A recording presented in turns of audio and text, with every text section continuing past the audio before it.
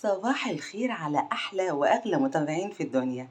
النهاردة هعمل معاكم البوزة المصري أو البوزة الصعيدي زي ما بتسموها، بطريقة سهلة واقتصادية جدا. يلا نسمي الله ونبدأ مع بعض. أول حاجة هنعملها هننزل بنص كوباية من الدقيق،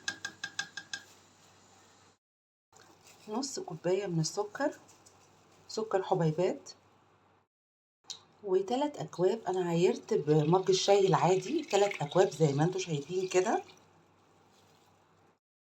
وهنبتدي ندوبهم على البارد الاول قبل ما نرفعهم على النار. عايزه اقول لكم ان السنه اللي فاتت انا عملتها ساده، لكن نقدر نزود اطعمه زي جوز الهند، زي كمان ماء الزهر، وكمان انا مره عملتها بفانيليا البرتقال من دريم كان طعمها حلو قوي.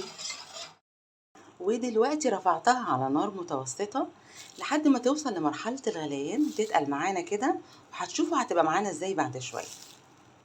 هنجيب حوالي كوباية إلا ربع من المية، هننزل عليها بمعلقة من السكر وكمان معلقة من الخميرة. أنا هستخدم خميرة فورية، أنا بستخدم دريم، بجد حلوة قوي.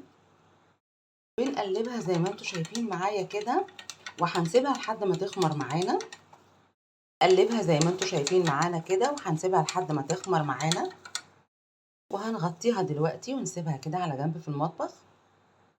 وهنا بعد ما رفعناها من على النار، وعايزه اوريكم تقلت معانا بقت عامله ازاي، ده القوام بتاعها. هنسيبها بقى دلوقتي لحد ما تهدى معانا خالص، مش هنحط الخميره طبعا لما تهدى معانا خالص. هنسيبها دلوقتي على الرخامه، هنغطيها بس مش هنقفل الحله بتاعتنا للاخر. ودلوقتي بعد ما بردت معانا خالص زي ما انتوا شايفين كده، هننزل عليها دلوقتي بقى بالخميره بتاعتنا زي ما انتوا شايفين معانا كده. ننزل الخميره بتاعتنا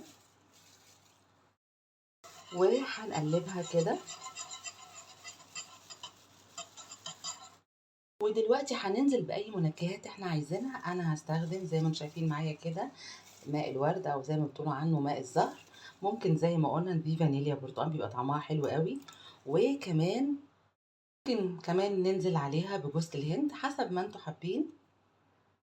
ودلوقتي انا هستخدم الخلاط عشان اضرب المشروب بتاعنا. اذا كان متاح عندنا خلاط او هاند بلاندر، او مش متاح عندنا هنستخدم المضرب اليدوي العادي، مفيش فيها اي مشكله.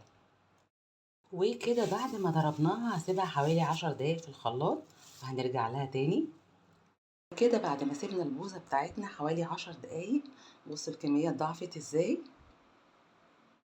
وعشان بقى نرجع لذكرياتنا القمر، ذكرياتنا القديمة، هنعبيها في أكياس، مش هحطها في كاسات أو أكواب زي ما عملنا قبل كده. يلا نحطها في الأكياس ونشوفها مع بعض. بجد يا جماعة طعمها قمر قمر. أتمنى من قلبي إنكم فعلا تجربوها. وده كان فيديو النهاردة اللي بجد بتمنى من قلبي أعرف رأيكم فيه. إذا الفيديو عجبكم ما تبخلوش عليا بلايكات كتير، شير كتير للفيديو، اشتراككم ده أساسي في قناتنا في المطبخ مع سنة. صباحكم سعادة لا تنتهي.